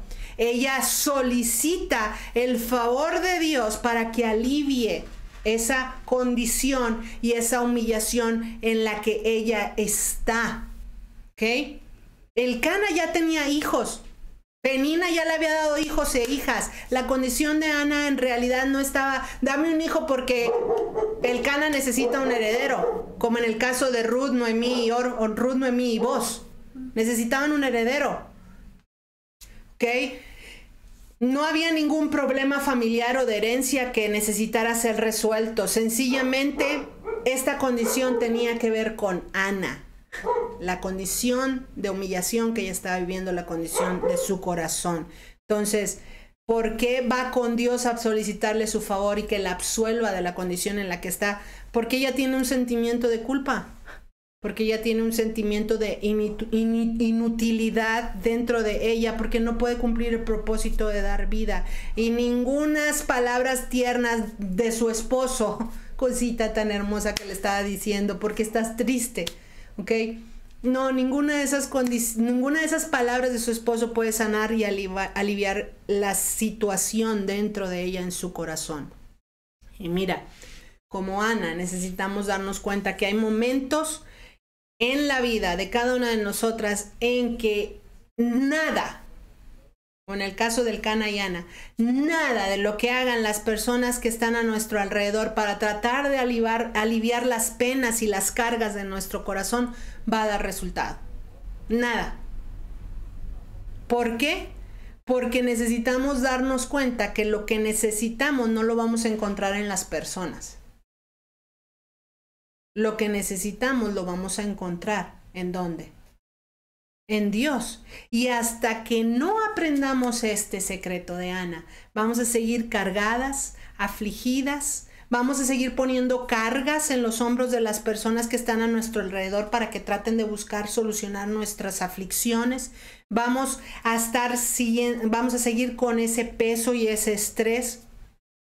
Solo en Dios se encuentra aquello que como mujeres nosotros necesitamos. Ahora, esa es la condición de Ana, porque realmente está yendo a Dios a buscar esa respuesta para el dolor y necesidad tan grande de su corazón. Ella dice que va a dedicar ese hijo todos los días de su vida. No era necesario que lo criara, ella nada más quería tener un hijo, ¿ok? Ella quería traer vida al mundo y cumplir con su propósito femenino. Entonces, el trato aquí es que si Dios le concede un hijo varón, entonces ella lo va a entregar a Dios como aquel que le dio este niño a ella. Es decir, tú me lo das, yo te lo regreso, ¿ok? Entonces, una cuestión con los votos es que esto es lo que Ana está haciendo y los votos no deben ser tomados a la ligera. De hecho, se recomienda no hacer votos. Eclesiastés dice que no te apresures a abrir tu boca delante del Señor. ¿Por qué? Porque no es que sea malo hacer votos. Puedes hacer votos. No es pecado hacer votos, claro que no. Pero debemos tomarlos con seriedad porque puede traer consecuencias no deseadas. Ok, en un momento de necesidad es bien fácil prometer y decir, te voy a amar toda la vida. ¿Por qué? Porque me siento mal, porque me siento culpable. Voy a hacer esto por ti siempre. Nuestra tendencia es prometer el cielo, la luna y las estrellas en un momento de necesidad, ya sea porque queremos algo de Dios o porque queremos quedar bien con alguien o situaciones de ese estilo, ¿ok? Entonces, no es sabio, no es prudente hacer compromisos a la ligera que en realidad no estamos buscando cumplir. Entonces, ¿qué está haciendo Ana? Aquí está haciendo un voto nazareo como el que hizo la madre de Sansón. Este voto que Ana está haciendo, diciendo que lo va a dedicar todos los días y que no va a pasar navaja sobre la cabeza de Samuel, en realidad solamente nos deja ver la época confusa que estamos viviendo y la disfunción que hay en el pueblo de Dios, porque Samuel era un levita, él no necesitaba ser consagrado, él ya era consagrado. Y ahora ella nada más dice que no pasará navaja sobre su cabeza, no habla acerca de el beber vino, ¿ok? ¿Se acuerdan que vimos 3 cosas que necesitaban tener las personas que son consagradas? Ahora, el voto nazareo solamente es para aquellos que no son de la tribu de Leví, que quieren entrar en un periodo de tiempo determinado a servir como los levitas, ¿ok? Todo eso ya lo vimos en Sansón. Ok, puedes ir a ver la enseñanza de Sansón y te va a quedar mucho más claro. Entonces, el hijo que Ana está pidiendo, ellos son levitas, en realidad no necesitaba hacer un voto nazareo de esta índole, porque sencillamente son parte de la tribu de Leví. Pero eso nos muestra cómo hay todavía tanta confusión en el territorio, en Israel, en esta época. Los levitas tenían automáticamente la responsabilidad y el derecho de servir en el tabernáculo de Dios, ¿ok? Entonces, en el caso de este hijo, pues lo que ella está diciendo, Ana está diciendo, es que este hijo va a ser propiedad de Dios de inmediato, debido al voto que Ana está haciendo. Okay. Los levitas entraban al servicio del templo o del tabernáculo a los 25 y terminaban de servir activamente en el templo o en el sacerdocio a los 50. Era un periodo de 25 años, es decir, desde que nacía hasta los 25 se estaba preparando, haciendo otras cosas. A los 25 es como el servicio militar. Llega a cierta edad, te toca el servicio militar. Bueno, si eras levita, a los 25 te toca entrar al servicio en el templo o en el tabernáculo. En este caso, el voto que Ana está haciendo quiere decir que desde que el niño está pequeño, va a entrar al servicio de Dios en el tabernáculo. Y lo que Ana está orando nos muestra que todo lo que tenemos y recibimos en realidad es un préstamo de Dios.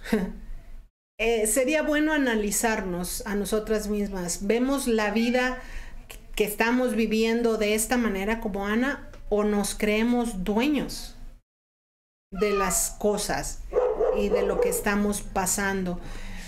Nada más para tenerlo ahí en mente. Versículo 12 y 13 dice: sucedió que mientras ella oraba largamente delante del Señor, Elí observaba la boca de ella.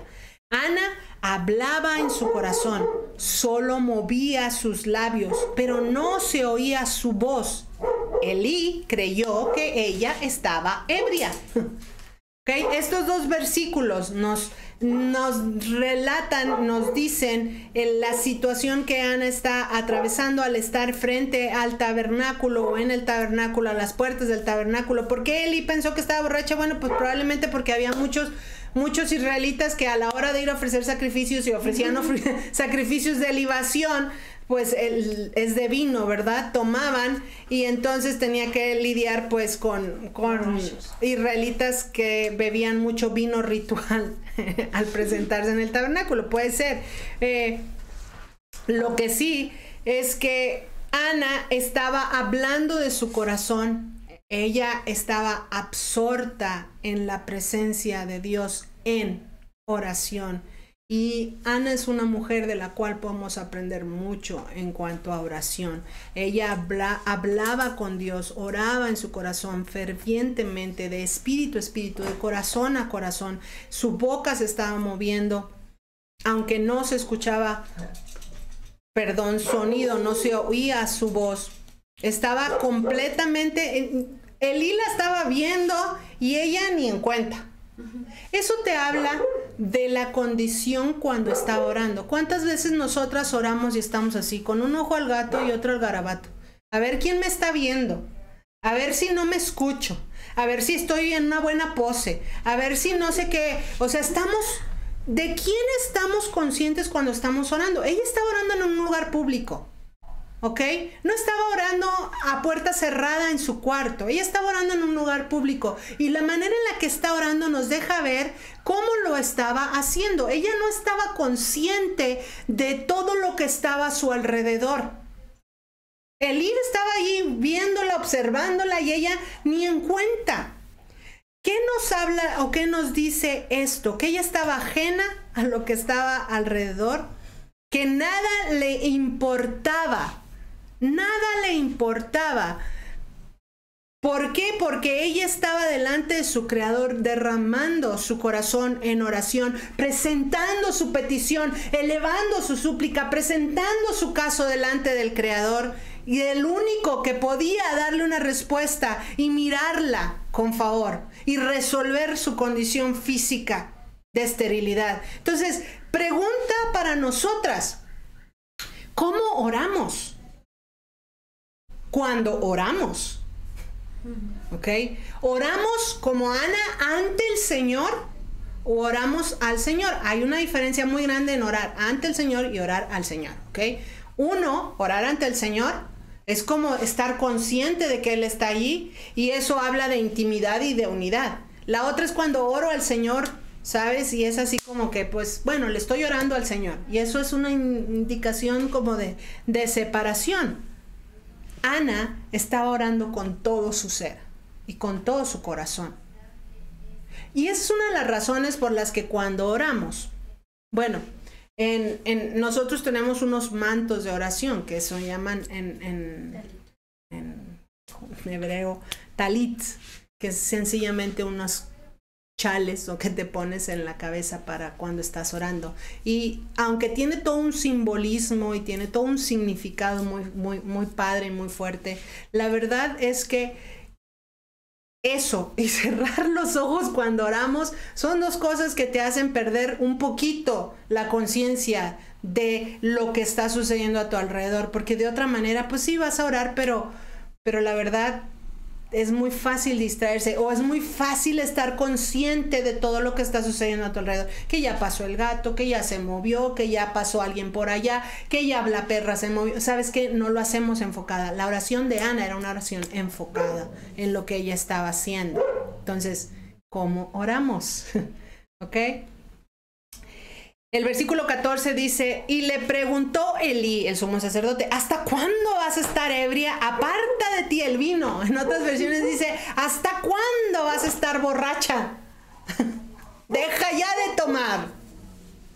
Este es Elí diciéndole, aunque ella estaba orando en su corazón, había algo, o sea, dice que movía los labios, que no oía su voz, sin embargo, algo de lo que ella estaba haciendo, estaba dejándole ver a Elí una emoción o un fervor, o sea, ella estaba haciendo algo, o sea, no estaba como roca. ¿Sí me explico? No estaba como roca. Había algo que llevó a Elí como sumo sacerdote a pensar incluso que estaba bajo la influencia del alcohol. Lo que nos deja ver, de hecho, fíjate, dentro del judaísmo, esta oración de Ana que está haciendo de este versículo que acabamos de leer, es la base o es parte de lo que da fundamento, de donde viene una oración que en el judaísmo es conocido como la Amidá. Es una oración que se hace en susurro, porque básicamente esto es lo que está haciendo Ana, está orando en un susurro, ¿ok? Entonces, vamos a seguir adelante. El versículo 15 dice, Ana respondió y le dijo, no, Señor mío, yo soy una mujer atribulada de espíritu. No he bebido vino ni licor, sino que he derramado mi alma delante del Señor. Ana es una mujer con un alma muy atribulada, muy cargada, que está derramando su corazón delante de Dios y todos los anhelos que hay en su alma delante del Padre. Eso es lo que Ana está haciendo, ¿ok? Hay dos palabras que son, vamos a ver, atribulada y derramando, ¿ok? Atribulada es la palabra caché, significa severo, áspero, tiene varios significados, significa caso difícil, duro, viene de otra palabra, kashá, que te estoy dando. Derramado es la palabra shafak, la palabra 82. 10, que significa gastar la vida o el alma, chorrear, exponer, verter. Eso nos deja ver la intención con la que Ana estaba orando, ¿sí sabes? Ella le está diciendo a Elí, el sumo sacerdote, la condición en la que ella está, y le está diciendo Ana a Elí lo que ella está haciendo. ¿Sabes qué? He venido a dejar todo aquí, delante de Dios. Delante de Dios estoy dejando todo lo que tengo, todas mis cargas. Me voy sin nada. Suelto todo delante de Dios. ¿Por qué? Porque estoy viniendo a gastar la vida, el alma, a chorrear y a verter toda mi angustia delante de Dios. Eso es lo que le está diciendo Ana a Elí. El versículo 16 dice, no pienses que tu sierva es una mujer impía. Es mi gran congoja y es por mi gran congoja y por mi aflicción que he hablado hasta ahora. Le está pidiendo que no la vea como una mujer impía. Y vemos aquí que Ana va a Dios con toda su aflicción. Fíjate, las palabras congoja y aflicción. Rápidamente, la palabra congojas es siak, la 78-79.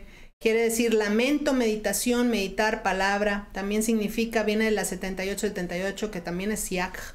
Significa mascullar, musitar, considerar, contar, hablar, meditar, oración, queja, orar, quejar, reflexionar. Y la palabra aflicción es la palabra kas, que es la 3708, que ya habíamos visto, que viene de otra palabra. Hay varias palabras aquí que nada más quiero resaltar. Aflicción, dolor, enojo, furor, ira, irritar, molestia, pesadumbre, pesar, queja, rebelión, sufrir, tristeza, aflicción, atormentarse, rabiar, estar indignado, afán, airar, despertar. todas estas palabras, ¿por qué te las estoy diciendo? Porque eso es lo que Ana presentó delante de Dios. Ella llegó a Dios con toda su aflicción, su congoja, su lamento, su queja, su dolor, su enojo, su ira, su molestia, su pesadumbre, su pesar, su sufrimiento, su tristeza, su aflicción, su tormento, su rabia, su indignación, su afán, su furia, su enojo. Fíjate. Ella presentó la condición de su corazón y de su alma delante de Dios. ¿Y sabes qué? Dios espera que nosotros nos presentemos delante de Él en la condición en la que estamos.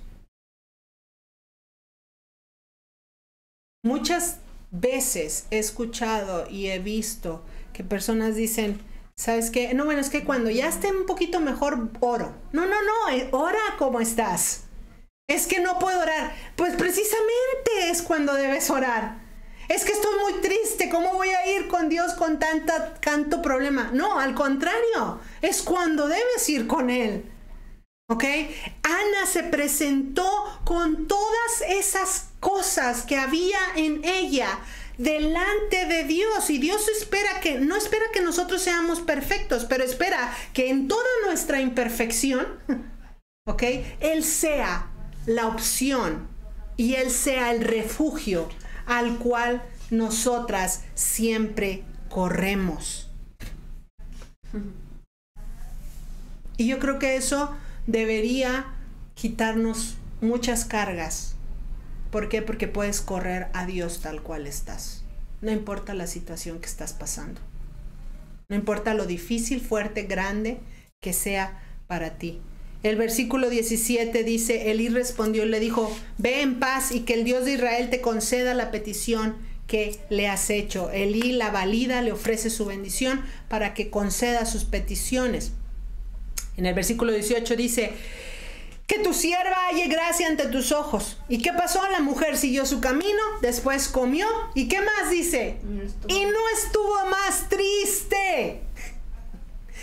Eso es lo que sucede cuando derramamos nuestro corazón delante de Dios tal cual estamos.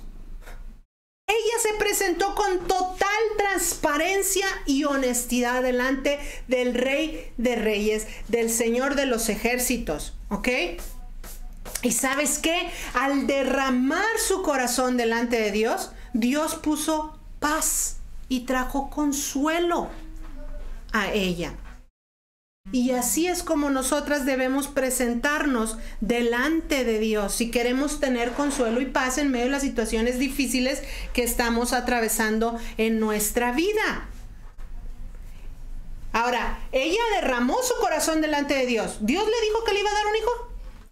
No tenía la certeza de que Dios le iba a conceder el que ella concibiera. Eso es cierto, pero lo que tenemos es que en esa intimidad, cuando yo derramo mi corazón delante de Dios y soy honesta y transparente y me presento humilde y sinceramente delante de Él, es cuando Dios nos da esa paz que sobrepasa todo entendimiento, dice Filipenses 4:7. ¿Sí? Es una paz que no entiendes lógicamente, ¿ok? No es que nuestras situaciones cambien necesariamente, es que de alguna manera, Dios nos da la seguridad y la firme convicción de que Él nos escucha y está con nosotros y nos ama, y que pase lo que pase, todo estará bien. Y esa es una paz que muchas de nosotras necesitamos hoy en día, porque vivimos cargadas, estresadas, afligidas y acongojadas, pero no vamos a Dios. ¿Cuántas veces necesitamos ir a Dios en nuestras cargas? Las veces que sean necesarias. Hasta que no te puedas levantar como Ana, no te levantes. Hasta que no te puedas levantar como Ana en la condición en la que está y no estuvo más triste y comió, ¿Ok? Hasta que no podamos tener esa seguridad, esa certeza, esa paz en nuestro corazón, ¿sabes qué? Vuelve otra vez. Preséntate delante de Dios otra vez. Llora otra vez. Cuéntale otra vez. Hasta que derrames tu corazón y digas, ya no tengo nada más, Señor.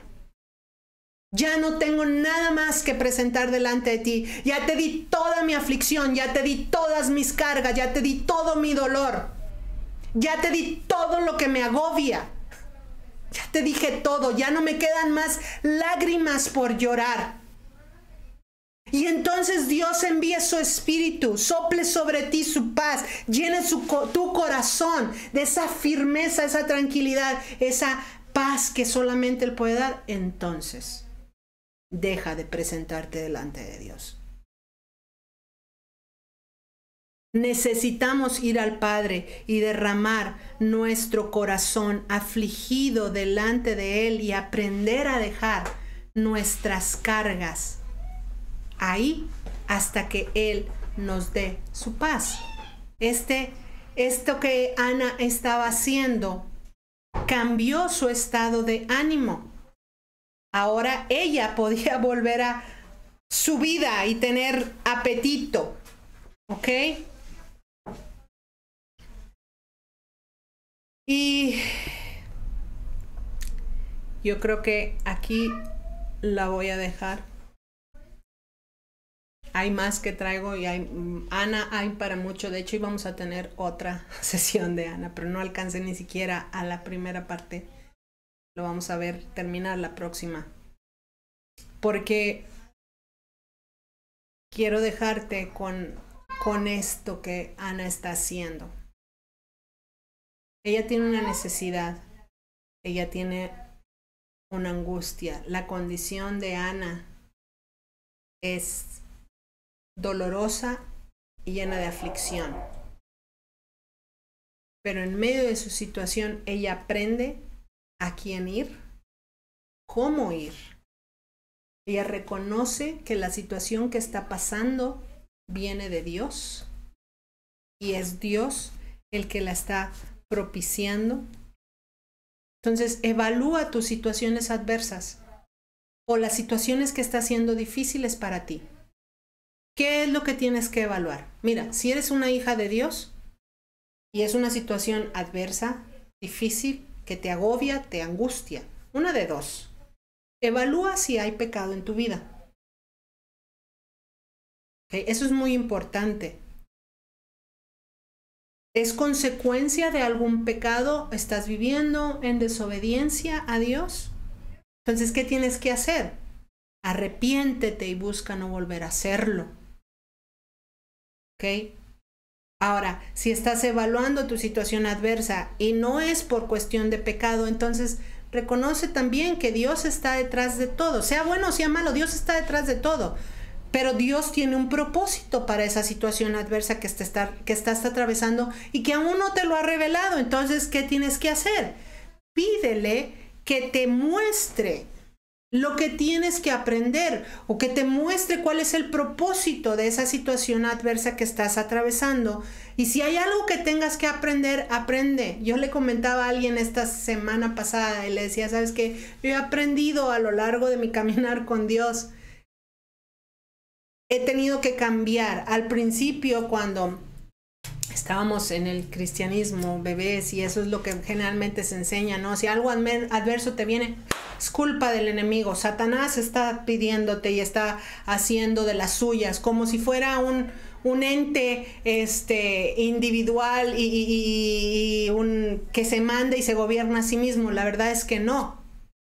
Entonces, cuando algo sucediera así como que no, pues es que el enemigo. Hemos tenido que cambiar esa manera de pensar porque no es bíblica.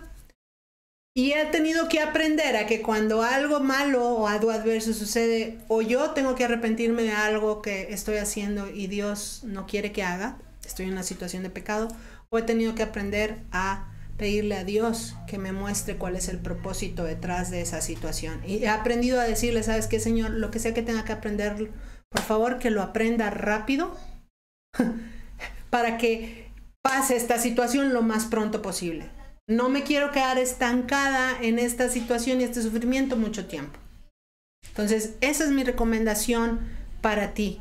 ¿Qué podemos poner delante de nuestros ojos? Analicemos cómo está nuestra vida de oración. ¿A quién recurrimos? Ana era una mujer ferviente y eficaz en la oración, que él tuvo muchas luchas, muchas angustias que había en su vida y en su alma, pero ¿sabes qué? Ella aprendió a buscar refugio en Dios. Entonces, yo te animo hoy, a ti, me animo a mí. ¿Sabes qué? Necesitamos buscar a Dios mientras pueda ser hallado. Muchas de nosotras aprendemos a vivir con nuestras dificultades como que pues son mías y ahí las traigo. Y no vamos a Dios, la verdad, como deberíamos ir. O si oramos, nuestra vida de oración es así como que pues gracias, Señor, por este día, gracias por la vida que me das, gracias por todo lo que me concedes, te pido que me ayudes a bendecir, te pido que me ayudes a hacer de bendición, te pido que me guíes mis pasos, te pido que bla bla bla bla bla bla bla bla bla bla bla bla bla bla bla bla bla. Pero si realmente nos damos el tiempo como Ana de analizarnos, si realmente nos damos el tiempo como Ana de ir delante de Dios, de apagar todas las prisas, apagar todas las notificaciones, de apagar todos los pendientes, de quitar todas las distracciones que tenemos delante de nosotros o alrededor de nosotros, y realmente como Ana nos enfocamos en Dios y derramamos nuestra alma angustiada y atribulada por cualquier cosa que esté en nuestra vida, buscando su favor, como vamos a ver la clase que viene o el estudio que viene, vamos a ver que Dios escucha, Dios nos da su paz, sea que resuelva o no resuelva como nosotros queremos. Muchas de nosotros necesitamos esa paz de Dios. Sea que pase hoy, sea que pase el mes que entra, sea que pase el año que entra, tengo paz y no estoy cargada, angustiada, afanada, atribulada. ¿Por qué? Porque llevé mi caso delante del Padre y puedo descansar en que Él me escuchó y tiene control de todas y cada una de las cosas que suceden en mi vida. Hay mucho que aprender, hay mucho que practicar. Te recomiendo que esta semana busques tener tiempos con Dios en los que derrames tu corazón delante de Él. Y vas a ver dos cosas: cómo te enamoras más de Dios y cómo tu hambre y tu deseo de orar crece. ¿Ok? Entonces vamos a ponernos de pie.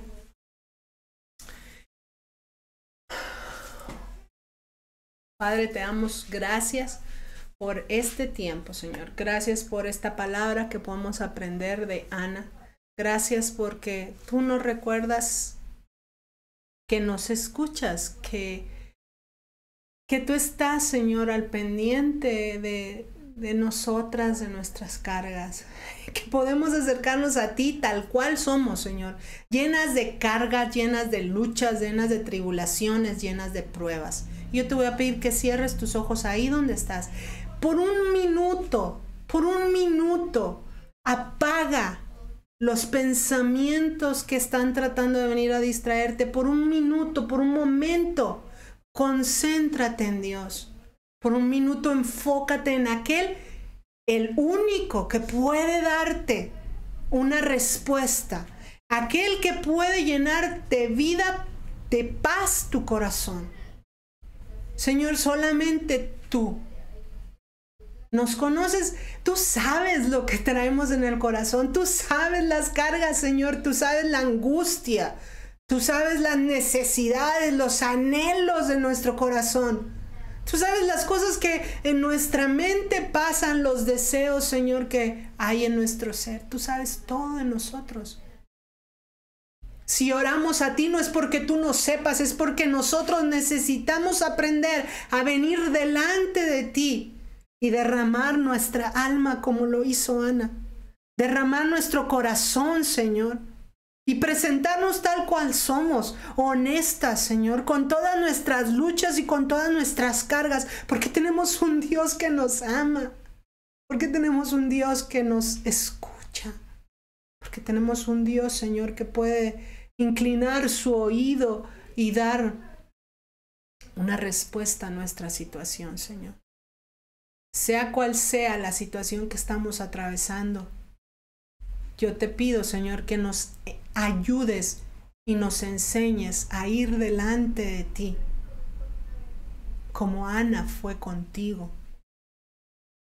Que nos ayudes a recurrir a ti todos los días de nuestra vida, aun con las cosas más mínimas, Señor. Que podamos analizar nuestra vida, que podamos reconocer si hay algo que está erróneo y pedirte perdón, que podamos, Señor, también reconocer que sea bueno, sea malo lo que estamos viviendo, todo viene de ti. Y tú eres la fuente, Señor, de todas las cosas en nuestra vida. Ayúdanos, Señor. Ayúdanos a que esta palabra quede grabada en nuestro corazón. A que tu Espíritu Santo nos recuerde esta semana a ir y buscar, tener tiempos contigo. Quitar todas las distracciones, Señor. Quitar y apagar esos pensamientos que nos desenfocan de poder tener un tiempo para ti. Ayúdanos, Señor. Ayúdanos, Padre, a venir a ti en medio de toda situación en nuestra vida. Te doy gracias por este tiempo y pido, Señor, que tu Espíritu Santo revele, abra nuestros ojos, nuestros oídos, nos des un corazón para entender, ojos para ver y oídos para oír. Y que esta palabra quede grabada en lo más profundo de nuestro corazón y podamos aprender de Ana, Señor, lo que tú quieres que aprendamos. Ayúdanos a ser mujeres de fe. Ayúdanos a ser mujeres honestas y transparentes delante de ti. Ayúdanos a ser mujeres que recurren a ti en medio de toda situación difícil que podamos estar atravesando. Hasta que encontremos esa paz que sobrepasa todo entendimiento, Señor. En el nombre de Yeshua, nuestro Mesías. Amén.